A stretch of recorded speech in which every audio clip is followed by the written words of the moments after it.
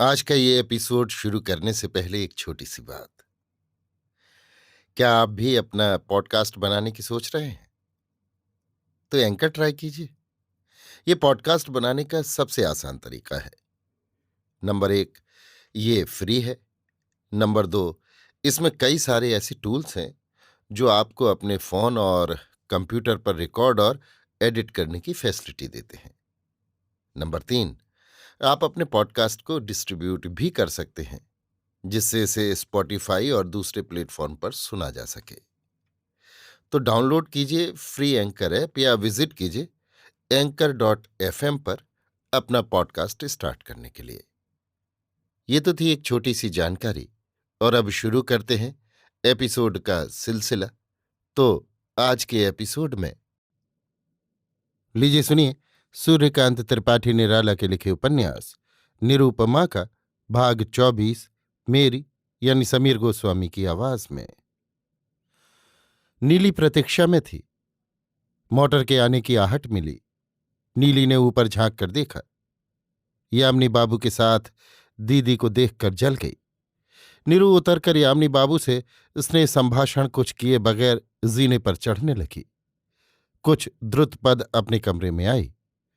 घर वालों की बेहयाई, स्वार्थपरता आदि सोचकर हृदय से झुलसती हुई उसके आते ही नीली सामने आकर खड़ी हो गई और बड़े धीमे और विश्वस्त स्वर से कहा, दीदी, कुमार बाबू की माँ कहती थी कि तुम्हारी दीदी का पत्र हमें मिला है, पर जब तक तुम्हारी दीदी हमसे न मिलेंगी हम जल ग्रहण न करेंगे, और मुझे ये बात किसी दूसरे से कहने को मना किया है।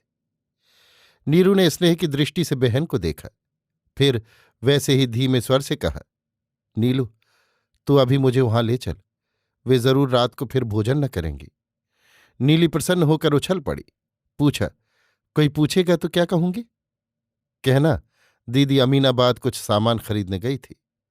नीरू पुनः पुनः पुलकित होने लगी। आनंद की भी बाढ़ आती है। बार बार मन कहने लगा, अवश्य कोई शुभ संवाद है। भीतर से श्रद्धा ने कहा, ये धर्म की माँ है, इनके स्नेह की तुलना नहीं हो सकती। ये पत्र से सब कुछ समझ गई है। नीरू ने अपनी साड़ी की ओर देखा। घृणा हो गई। इसका यामिनी के वस्त्रों से स्पर्श हुआ है। इससे उस गृह में प्रवेश नहीं हो सकता। दासी को नहीं बुलाया। नीली से रोज की पहनने वाली सादी साड़ी ले आने के लिए कहा। स्वयं स्नानागार चली गई। नहाकर कुल कपड़े वहीं छोड़ दिए। वस्त्र बदलकर हाथ जोड़कर भगवान को प्रणाम किया और प्रार्थना की कि अब कभी ऐसे दूषित संग में न फंसना पड़े। हृदय में एक अपूर्व साहस आया। जो साहस लेकर वो कुमार के घर एक दिन गई थी, वो फिर मिला। अब उसे संसार में किसी का भय नहीं। भय वाला पहला स्वरूप सोचकर उसे हंसी आती है। वो कैसी यंत्र की तरह बन जाती थी। इसी समय एकाएक दासी सामने आकर खड़ी हुई। नहाने के कमरे में जो कपड़े छोड़ आई हूं ले लेना। दासी प्रसन्न होकर चली गई। मन में सोचती हुई कि आज जमाई बाबू के साथ टहलने गई थी, उसकी खुशी है।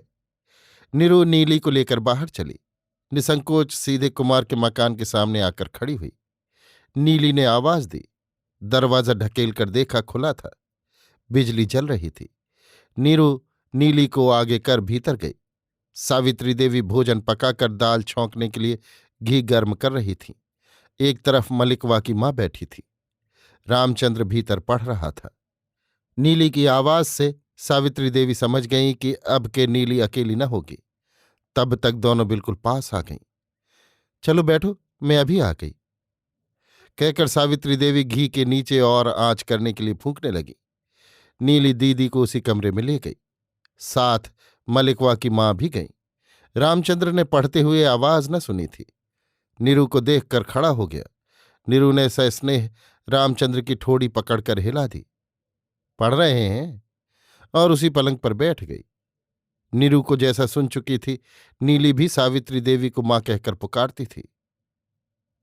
रसोई के पास जाकर कहा, मां, दीदी तुम्हें खिलाने के लिए आई हैं। सावित्री देवी हंसी। कहा, हाँ, पर यह तो बताओ कि तुम्हारी दीदी आज ही मुझे खिलाएंगी या हमेशा? नीली आशय समझ गई। बिना कुछ कहे, जैसे वो हृदय से छोटी हुई जा रही थी, ऐसा सोचकर सप्रतिभ कंठ से बोली, हमेशा। ये कंठ जैसे नीली का नहीं, किसी सत्य का हो। नीरू सुन रही थी। हृदय भर गया। अपने हृदय की शक्ति से हृदय को बांधने लगी। सावित्री देवी रसोई से बाहर निकली। नीरू को देखकर उसकी प्रसन्न मुख छवि से ऐसी प्रसन्न हुई कि जैसे उनकी समस्त साधना आनंद बनकर भर गई हो। प्यार से नीरू की ठोड़ी उठाकर बलाएं ली, पीठ और कंधे पर हाथ फेरती रहीं। नीरू पालतू चिड़िया की तरह बैठी रही। सावित्री देवी एकटक देखती रहीं। उनके सोचे हुए भावों का कहीं से भी विरोध न था। बंगला में बुलाकर नीरू को दूसरे कमरे में ले गई। हाथ में चिट्ठी देखकर नीरू ने आंखें झुका ली। बंगला में ही सावित्री देवी ने कहा, मां, हृदय का भाव कहीं इस तरह छिपाया जाता है। इससे तुम्हें कितना कष्ट हुआ। मैं तो गांव में नीली की बातों से ही समझ चुकी थी, फिर तुमसे मिलकर और यही एक जगह तुम्हें और कुमार को देखकर समझी। कहो तो ये पानी का बूंद है या तुम्हारा आंसू? आप मां हैं, आपकी दृष्टि में भ्रम न था। आपने ठीक देखा और ठीक समझा है। नीरू नत दृष्टि सरल गंभीर कंठ से बोली, तो इस संबंध में तो तुम्हें ही अपने संचालन का भार लेना होगा, तभी तुम सफल होगी। मैं तुम्हारी केवल अनुकूलता कर सकती हूं। सावित्री देवी बिल्कुल मां की तरह मिलकर बोली, मैं ऐसा ही करूंगी। कमल के संबंध में मुझे भ्रम न हुआ होता तो उसी रोज में इसका आभास दे गई होती। सावित्री देवी समझकर मुस्कुराकर बोली, फिर भी तुमने बहुत कुछ आभास दिया था। जाओ, कुमार की कुछ किताबें वहां हैं, कोई ले लो और पलंग पर लेटकर आराम से पढ़ो। तब तक मैं कुछ भोजन और बना लूं। मुंह जुठाड़ जाओ, कुमार भी तब तक आ जाएगा, तुम्हें छोड़ आएगा। उससे निश्चय भी एक कर लेना। सम्मति की सूचना के तौर पर नीरू धीरे धीरे कमरे के बाहर निकली और उसी तरह पसंद की एक किताब लेकर देखने लगी। सावित्री देवी ने फिर चूल्हा जलाया। थोड़ी देर में कुमार के साथ कमल भी आई। कमल को देखते ही प्रसन्न सावित्री देवी ने कहा, आज हमारे बड़े भाग्य हैं। अच्छा, नीरू को देखकर कमल ने कहा, इसलिए, लेकिन हमारी भी भाग्य क्यों ना जगे मां? बाहर निकलकर कहा। सावित्री देवी अज्ञ दृष्टि से देखने लगी। देखकर बोली, यानी इनके पीछे हमें भी गर्मा गर्म भोजन क्यों ना मिले? सावित्री देवी लजा गई। कमल कहती गई, यद्यपि बहू अपनी अधिक है और उसकी थाली में घी भी अधिक पड़ने की संभावना है। मकान का सारा वायुमंडल और हो गया। चारों ओर से जैसे तीव्र प्राणों का स्पंदन हो चला।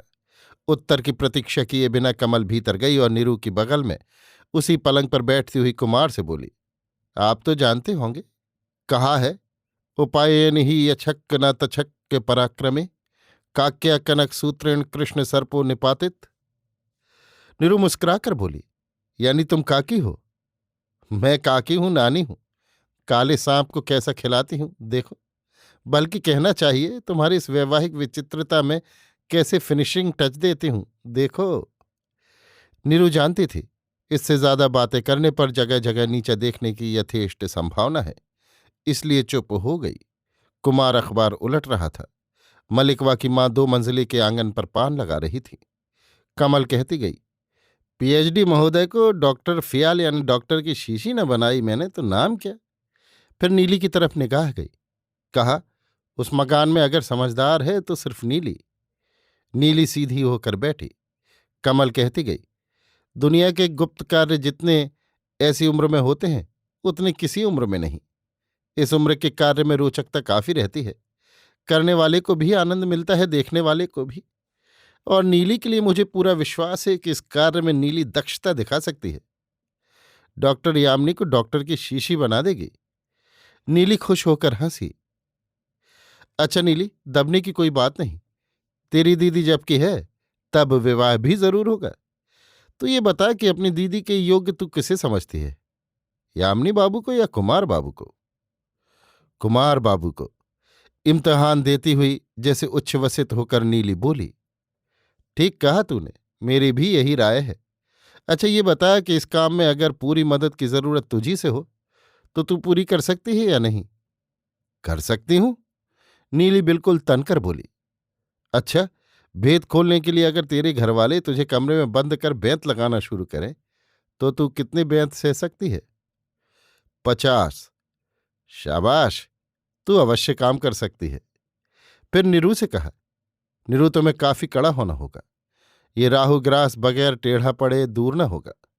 तुम्हारा सैन रोड वाला बंगला खाली है ना? हाँ है शायद। तुम्हें इतना भी नहीं मालूम? वो खाली है। यामिनी बाबू के चले जाने पर उसे सजवा लेना और नीली को लेकर उसी में आकर रहना, जब विवाह के 4 रोज रह जाए। कहकर नीरू का हाथ पकड़कर उठी और जीना पार कर छत पर ले चलने के लिए चली। नीरू चली। छत पर पहुंचकर नीरू से कहा, अब तुम नाबालिग तो नहीं, सब कुछ समझती हो। तुम्हारे मामा वगैरह कैसे हैं, इसका तुम्हें परिचय मिल चुका है। और भी अच्छी तरह ये परिचय पालोगी, जरा इसे भी देखो। कहकर जेब से आई हुई चिट्ठी निकाल कर दी और दिया सलाई जलाई। कहा, पढ़ो। नीरू पढ़ने लगी। पढ़कर गुस्से से तमतमा उठी। समझी। तुम जो कुछ भी कहो मैं करने के लिए तैयार हूं। मेरी आंखों से जितना अंधकार था सब कटता जा रहा है। मैं अच्छी तरह अब तुम्हारी पहली और अब तक की बातों का मतलब समझ रही हूं। हाँ, वहां जाकर तुम अपने मामा को ऐसा पत्र लिखो जिसमें बात तो स्पष्ट न हो, पर यह साफ साफ उन्हें मालूम हो जाए कि तुम उनकी चालबाजियों को जानती हो और तुम्हें उनकी मदद की जरा भी परवाह नहीं। मदद तो वही चाहते हैं और चाहेंगे, क्योंकि वो मदद तुम्हारे पास है और तुम दे सकती हो अगर चाहो। लिख देना कि बंगले के ऊपर कोई ना आ सकेंगे, और जब बुलाओ विवाह के ठीक पहले, तभी वे लोग वहां जाएं। भोजन पान का कुल प्रबंध कराएं। वर यात्रियों को खिलाएं पिलाएं, जो उनका काम है। घर की स्त्रियां भी नीचे ही रहेंगी। तुम इच्छानुसार नीचे उतरकर उनसे मिल लोगी। इस तरह उन्हें अपनी लघुता के ज्ञान से दुख होने पर भी वे विशेष बुरा न मानेंगे। पहले तो यही समझेंगे कि ये पाठ यामिनी का पढ़ाया है। साथ साथ ये भी ख्याल करेंगे कि विवाह हो जाने पर पहले वाले पराए और बाद वाले अपने होते हैं। नीरू कुछ जल्दी कर गई। ये भी लिख देना कि तुम्हारे बाबा की इच्छा थी कि तुम्हारा हिंदुस्तानी ढंग से विवाह हो, इसलिए तुम उनकी इच्छा पूरी करना चाहती हो।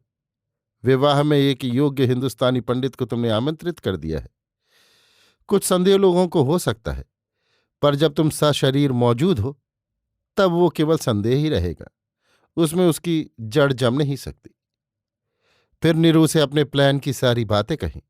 नीरू बहुत खुश हुई। तुम्हें मौलिक चिंताशीलता अवश्य है। कमल की संवर्धना की। भोजन तैयार हो चुका, पत्तलें पड़ गईं। रामचंद्र ऊपर बुलाने के लिए गया। कमल ने बालक को पकड़कर पूछा, इन्हें तुम क्या कहते हो? दीदी।